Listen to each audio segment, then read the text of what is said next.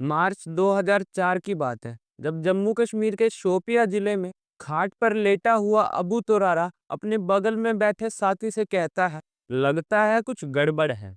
उसका साथी अबू सबराज जेब से सिगरेट निकालकर उसे सुलगाते हुए तोरारा की तरफ गर्दन घुमाता है। तोरारा अब तक खड़ा हो चुका था और उसके पैर के पास AK-47 राइफल पड़ी थी। इसी बीच उसकी नजर रसोई की तरफ पड़ी, जहां से गर्मा गर्म कहवे की खुशबू आ रही थी। अपनी सिगरेट बुझाते हुए अबू सबराज तोरारा से कहता है, क्या तुझे उससे कुछ बात करनी है? जिसकी बात करने की बात हो रही थी, वो शख्स ट्रे में 2 कहवे के कप लेकर उनके सामने आ चुका था। 6 फीट 2 इंच लंबा वो शख्स कंधे तक जुल्फे लिए हुए था। घनी दाढ़ी से ढका हुआ एक गंभीर शांत चेहरा। इस शख्स का नाम था इफ्तिकार भट्ट, जिसके कंधे पर भी एक राइफल लटक रही थी। वो शख्स अपने दोनों साथियों को कहवा पिलाने के बाद खुद भी एक कप में कहवा डालकर पीने लगा। उस वक्त कश्मीर की गहरी सूनी वादियों के बीच वो तीनों चुपचाप बैठकर कहवा पी रहे थे। प्लान तय हो चुका था। भारत की फौज जब शोपिया जिले के पास पेट्रोलिंग पर होगी, तो आतंकवादियों की एक टुकड़ी उन पर हमला करेगी और उनका मकसद ज्यादा से ज्यादा फौजियों को मारकर जहन्नुम तक पहुंचाना था।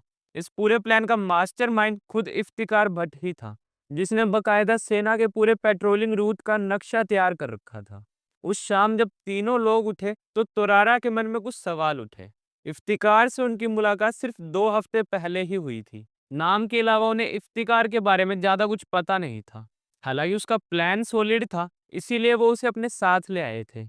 लेकिन प्लान को अंजाम देने से पहले उस शाम तुरारा ने उससे एक आखिरी बार पूछा, तू असल में है कौन? और खबरदार झूठ बोला तो। पूरे कमरे में कोरा सन्नाटा।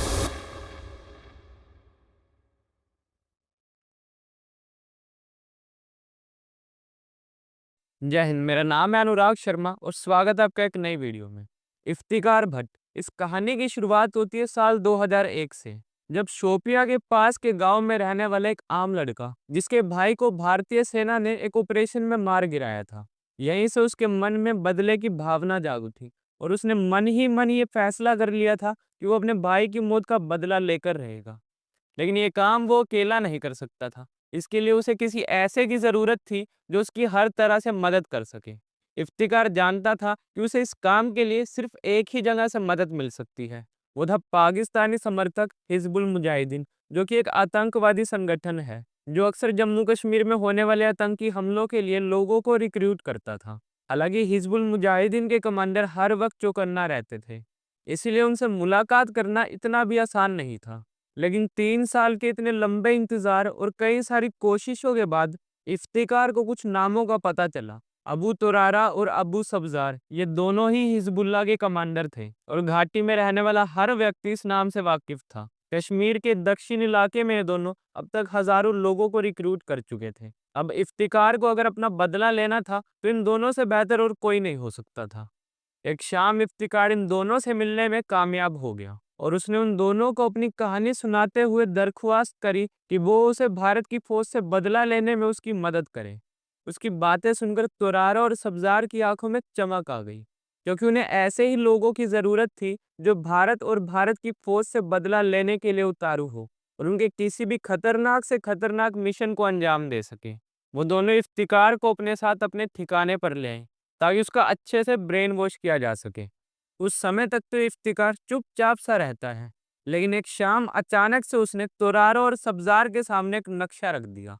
यह कोई नॉर्मल नक्शा नहीं था, बल्कि इसमें भारतीय फौज की पेट्रोलिंग का पूरा रूट था कि वो किस समय पर कहाँ से आते जाते हैं। उसकी तैयारी से मालूम पड़ता था कि उसने कई सालों तक सेना पर नजर रखकर यह नक्शा तैयार किया था। तुरारा और सब्जार भी उसके प्लान से बहुत खुश हुए और अगले 2 हफ्तों तक उन्होंने उसकी खूब तैयारी करवाई। उसे अलग-अलग सिचुएशन देकर पूछा गया कि अगर ऐसी सिचुएशन हुई तो तुम क्या करोगे? तो इफ्तिकार ने उन्हें ऐसे-ऐसे जवाब दिए कि उन्हें सुनकर वो खुश हो गए।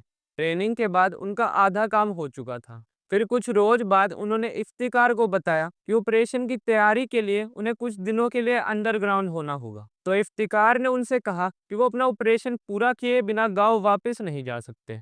इसलिए वो दोनों इफ्तिकार को अपने साथ अपने सीक्रेट ठिकाने पर ले गए, जहां अगले 2 हफ्ते तक ऑपरेशन की बारीकियां तय की गई। लेकिन मिशन से एक रात पहले, जब वो अपने ठिकाने पर कहवा पी रहे थे, तो उसी रात बम बारूद का एक कंसाइनमेंट आने वाला था, जिसके साथ हिजबुल्लाह के 3 और लोग उनसे मिलने आने वाले थे। जिसके बाद अगली दोपहर इस हमले को अंजाम दिया जाना था। लेकिन उस रात ऑपरेशन से ठीक कुछ घंटों पहले तोरारा अपना खुराफाती दिमाग दौड़ाने लगा। उसके मन में बार-बार ये सवाल आ रहा था कि आखिर ये इफ्तिकार है कौन?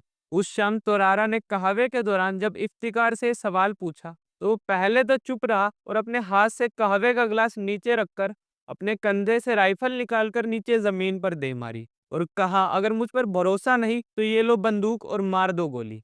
ये सुनकर तोरारा उठ खड़ा हुआ और उसे गौर से देखने लगा। फिर वो जैसे ही सब्जार से कुछ कहने के लिए मुड़ा, तो अचानक वहां गोली चलने की आवाज आई, जिसमें तोरारा और सब्जार ये दोनों मारे गए। ये गोली किसी और ने नहीं बल्कि इफ्तिकार ने खुद अपनी पिस्तौल से चलाई थी, जो उसने पहले से ही अपने कपड़ों में छुपा कर रखी हुई थी। अब तक आप समझ ही चुके होंगे कि वो इफ्तिकार भट्ट और कोई नहीं बल्कि पैरा स्पेशल फोर्स के कमांडो मेजर मोहित शर्मा ही थे, जिन्होंने हिजबुल्लाह के सबसे घातक और मोस्ट वांटेड आतंकवादियों को उन्हीं के ठिकाने पर मार गिराया। अब इस बात को 1 साल बीत चुका था और साल 2009 की बात थी, जब मेजर मोहित शर्मा को पता चला कि कुछ आतंकवादी हफरूदा के जंगलों में छुपे हुए हैं। तो उन्होंने अपनी टीम के साथ वहां जाने का फैसला किया, लेकिन इसी दौरान उन आतंकवादियों ने ताबड़तोड़ फायरिंग करते हुए हमला कर दिया, जिसमें उनके 4 साथियों को गंभीर चोटें आई। तो मेजर मोहित शर्मा ने अपनी जान की परवाह किए बिना अपने 2 साथियों को रेस्क्यू किया और साथ ही 2 आतंकवादियों को भी मार गिराया। लेकिन इस बीच एक गोली सीधा उनकी छाती में जाकर लगी, लेकिन फिर भी इसके बावजूद वो लड़ते रहे और 2 और आतंकवादियों को मार गिराया। बट अनफॉर्चुनेटली इस ऑपरेशन में मेजर मोहित शर्मा भी वीर गति को प्राप्त हो गए। मेजर मोहित शर्मा को अपने अदम्य साहस के लिए भारत के सबसे बड़े पुरस्कार अशोक चक्र से सम्मानित किया गया। हमें गर्व है अपने देश के वीर जवानों पर, जो भारत माता की रक्षा की खातिर अपनी जान की भी परवाह नहीं करते। मैं बस जाते जाते आपसे यही कहना चाहूंगा, नमन है उन वीरों को जो मरकर भी अमर कहानी बन जाते। तिरंगा उनकी सांसों में बसता और वो तिरंगे में लिपट कर आते। पर भाइयों याद रहे, देश सिर्फ सरहद पर नहीं, हर गली मोहल्ले में बसता है। सैनिक अपना फर्ज निभाते हैं, अब एक फर्ज हमें भी निभाना है। अपने आसपास को साफ रखो, स्वच्छ भारत का दीप जलाओ। कूड़ा फैलाकर देश नहीं बनता, कुछ कदम चलकर कूड़ेदान तक फेंक कर आओ। कानून का सम्मान करो, ट्रैफिक का अनुशासन अपनाओ, क्योंकि देश महान तभी होगा जब सैनिक अपना फर्ज संभाले और नागरिक अपना कर्तव्य। जय हिंद, वंदे मातरम।